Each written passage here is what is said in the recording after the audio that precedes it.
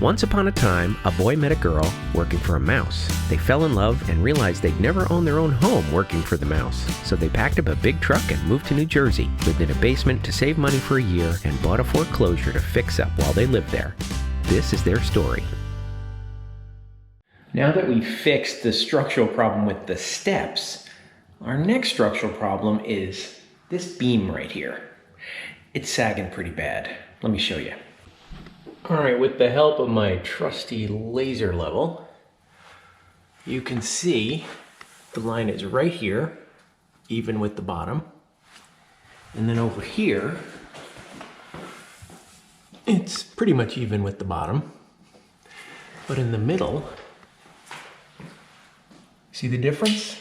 This is sagging right here by around an inch.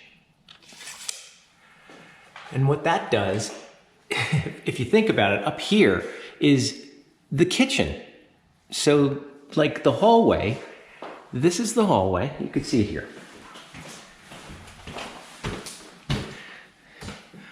So the hallway is right above that light right there. And then that wall is right above the beam. And that wall is actually supporting all the joist, the ceiling joist from up above. So all that load from the roof all the way down is transferred to that 11-foot beam. So what I did is I moved the laser to the bottom of this beam, and then I went and walked around upstairs. Take a look.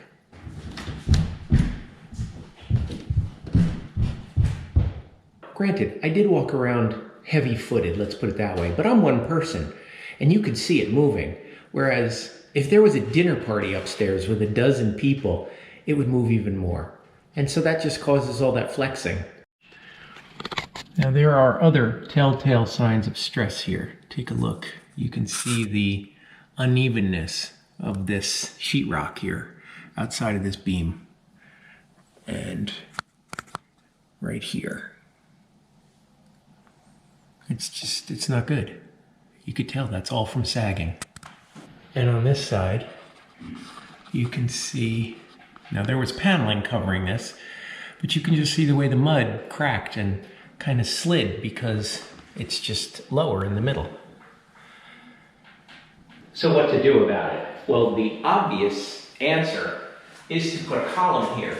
And what that would do is it would split up the 11-foot beam so that it's only 5.5 feet on each side and then be supported in the middle. And we could jack it up and take up that inch that it's sagging. Of course, Julie doesn't want that. She doesn't want to cut up the space right here with a column in the middle of it. The other alternative, which is kind of a good compromise, is to close in the doorway a little bit, make it more of a doorway rather than just a big opening. You can hear how hollow it is in here. Whatever sound is going on in this space travels right up those steps, and vice versa. So the compromise we came up with is to put a French door here. French doors are glass, so if they're closed, they let light through, they are nice and open, but they also swing open on both sides. And so what we would do is extend this wall out a little bit, and extend from here out a little bit, and put a 5-foot wide door on the inside here. It'll still provide all the benefits and wide open spaces when it's open, but it'll also provide that privacy and quiet when it's closed.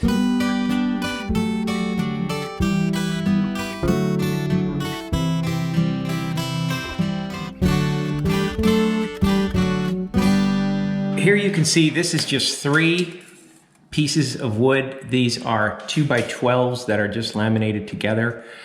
They didn't have what are known as engineered lumber back then. There were no glue lams or anything like that. And I guess that's another alternative we could have done, was just take these out and replace them with glue lams.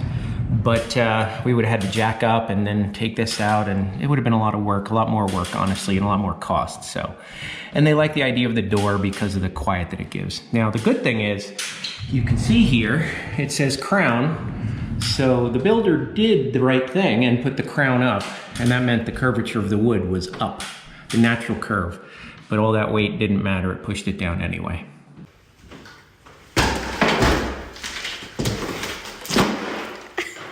A new bathroom door. Now the 3 2x12s are 1.5 inches thick each. So that's 4.5 inches total. So we needed to create studs that were 4.5 inches thick as well. And we started out with 2x6s, brought them to my house, and ripped them on the table saw to be 4.5 inches wide. It's a lot of work, but what it does is it enables us to put up the sheetrock nice and smooth so that there's no step and you're not coming out from around the beam. And 2x4 stud just wouldn't match, so it would look odd.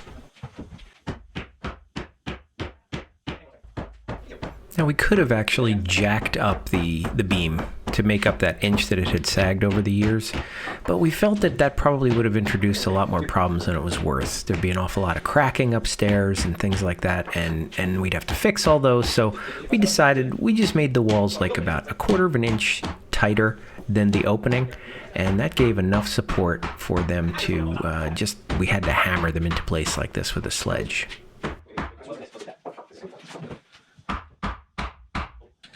All right, I got my friend the laser level here to make sure we have a nice straight wall, because we weren't going to waste the boards to put there and cut away.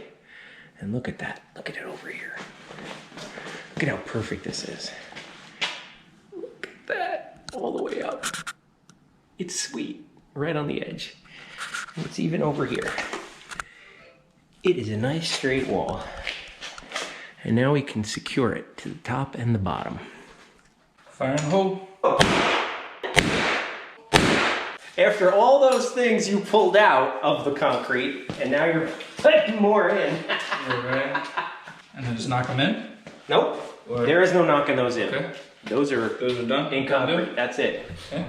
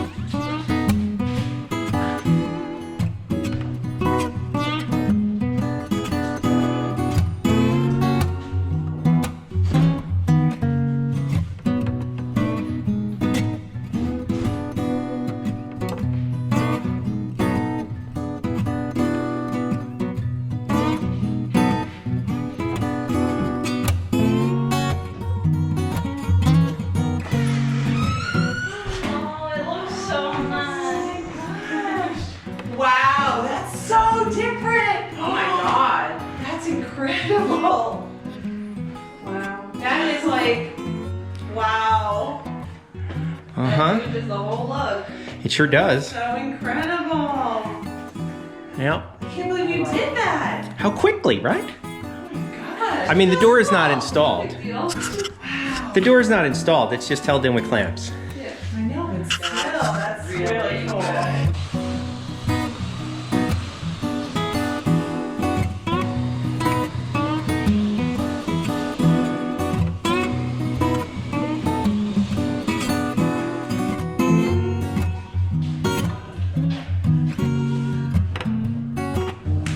All right, so I ran the wire through those holes, brought it in here, and then up into this box, and so it's sitting right here.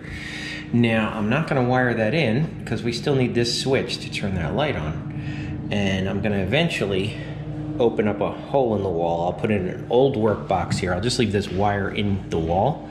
I'll reach in and grab it, basically, and wire this in as a switch. And that's gonna be a smart switch, so that's why I ran 3 conductor wire. You can see there's a red lead there. This I'm gonna change to an outlet because they're gonna have a couch here. So having a high outlet and there'll be USB ports in here, that would actually be a good idea. So the other alternative would be to put a blank plate on the wall, but that's kind of boring. So we're going to make that an outlet, a high outlet on the wall. Why not? We can.